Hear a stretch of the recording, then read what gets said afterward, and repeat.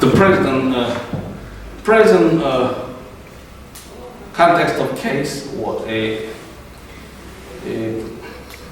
presented by the interested parties to the present. So I like to ask to resolve this case. Then constitutional construction occurs to what a delineating exact most persuasive rule. So constitutional construction, involves choice of rules question. So under this term, we can determine what it denotes. The historical evidence would not support expanded reading of commas. So it must be deduced as just Thomas espoused in the case. It should support the narrow reading of commas. So we, federal government, could only regulate how the business activities could be transacted among several states or with the foreign traders. And also, what are the meaning among several states in actors or business entities located in different states? It should be narrowly construed because many historical evidence and precedents during the 19th century will support that interpretation, understanding. It is linguistic basically, and historically supported about its basic etymology. Then, what is to regulate? Its original meaning would conform the word regulate to make it regular. So very narrow, not to be affected by external or circumstances in expensive purpose. So extrinsic evidence could be coupled to extract this linguistic scope or understanding. And then we need to construct the provisions to deal with the case presented above. So many possible rules can be created, hypothesized for the jurors. That is typically because the constitutional provision would not definite. You will see many political words and the kind of love nature between sections or phrases. So how to fill the gap is important task to be charged upon jurors. So some argument should essentially distinct between original meaning, originalism, and constitutional construction.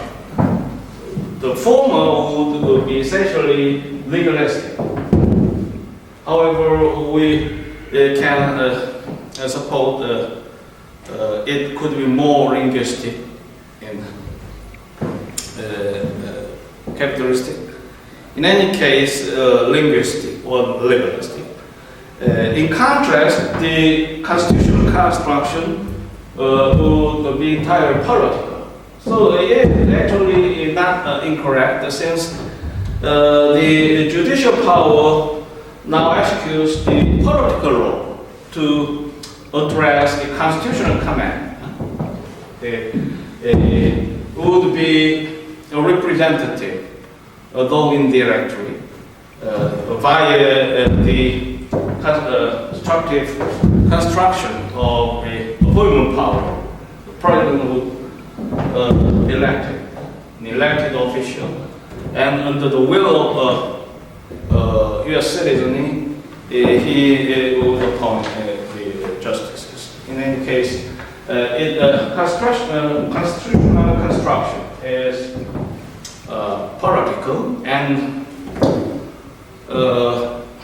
practically a high commission, since the impact of constitutionalism is actually pounding. If the nation is now operating under federal union, so then many alternatives can be elicited. What the Constitution actually commands.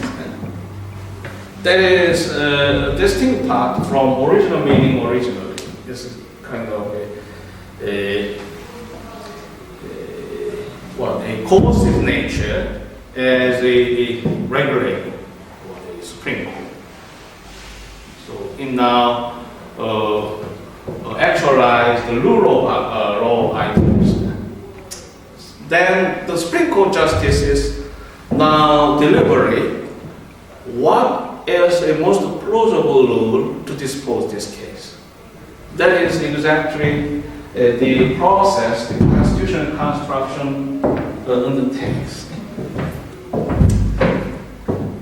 So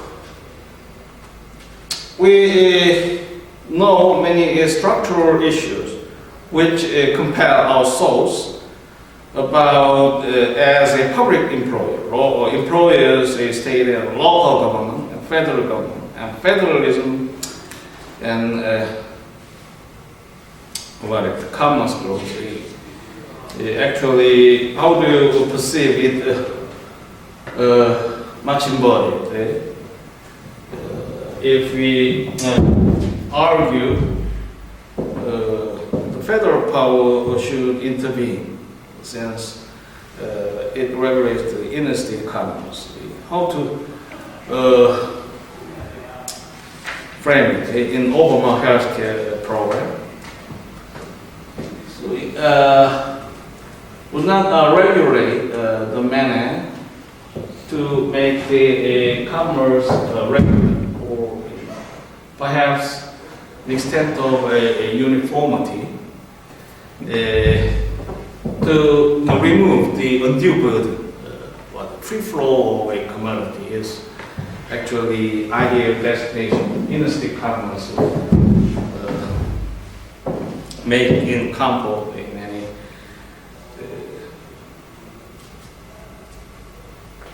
So it might not be proper if it positively requires a burden on the enterprise. The main profile of this provision would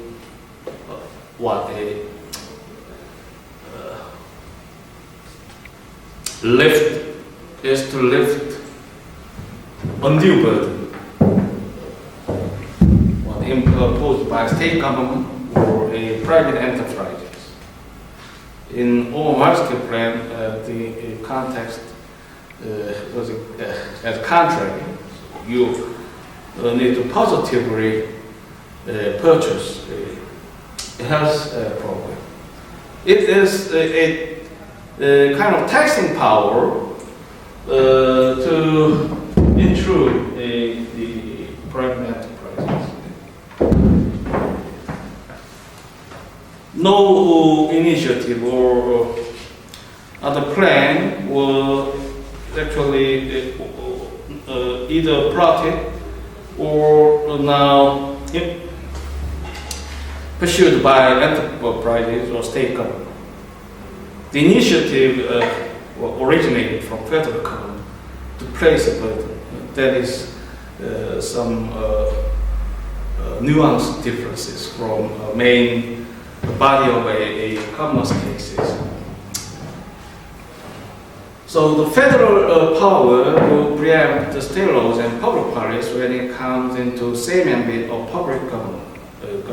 Hence, the scope of federal power would be derivative and not exhaustive from the plane, which must be enumerated specifically by the federal constitution. On the other, the same ambit would be reserved to favor the federal laws and rules in order to ensure federal union as a polity. So, according to Clark, who is one scholar to discuss the Supremacy Clause issue, actually, he raised the skepticism why the Supremacy Clause would not constrain the federal power. Often it is based on it works as a basis to strike down the state laws, local laws. The court would highly be reluctant to impose Supremacy Clause requirement on the federal context. So, according to Clark, the practice of judiciary will tilt on different treatment between the state laws and federal laws when they undertake the constitutional review or challenge statute or rules. It would be more vigorous to review and invalidate a state law to conflict with a federal statute. On the other, the constitutionality of federal statute claimed to violate Congress's enumerated power would not be seriously scrutinized.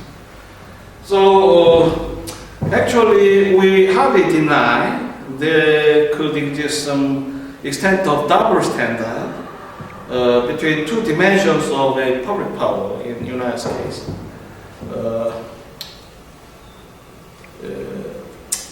Then how do we perceive that co-polish, kind of a distinct treatment between state laws and federal laws? First, we could never locate the express conferring of judicial power to shape the limits of federal power. So you may read the Supremacy Clause enshrined in the noble document. However, you would fail to find any ordinate structure of about hierarchy of norms. Just illustrating the federal illustrations of laws, constitution, federal law, statute, treaties. A treaty is one of the federal law. You see what a Midri versus a Midri case. It involves the treaty power of the federal government and how it could affect in the context of a vexing situation among multiplicity norms. Therefore, we may not be sanguine to impose a constitutional mandate of a Supremacy Clause when it involves the federal statute. So we're not definite. Of course, we erected a precedent in history, so Marbury medicine. So actually, the federal statute repugnant to the Constitution would not be law of nation, according to court opinion in Marbury versus medicine. Nonetheless, we still have no express authority between two norms that could be viewed as one possible version about this court attitude. How do you consider? And second, the political safeguards of federalism presume inevitably on the role of states in composition and selection of central government. basic frame of Supreme Court on this issue may be found in the federal system. The states possess sovereignty concurrent with that of federal government, subject only to limitations imposed by the Supremacy Clause. So without various states, what is actually the identity of federal government? Is that the substantial prestige would be stripped off. Right? So actually, federalism could be delicate in several aspects, as I have introduced. Clark's argument on the basis of text, history, and structure of the Constitution, you may be aware of the article. The Supremacy Clause should well be a constraint on federal power. In the article discussed the double standard judicial review in federal cases and intended to reassess in light of a conditional nature of a Supremacy Clause. Despite the double standard practice, it would be undeniable that the Constitution would be an ultimate guide to define the scope of federalism. And this leads to several assumptions for the federal administration. Federal policy should be grounded on the Constitution. The policy area would be deemed as significant in federalism jurisprudence. The intergovernmental collaboration and support would facilitate its commitment. So, okay, then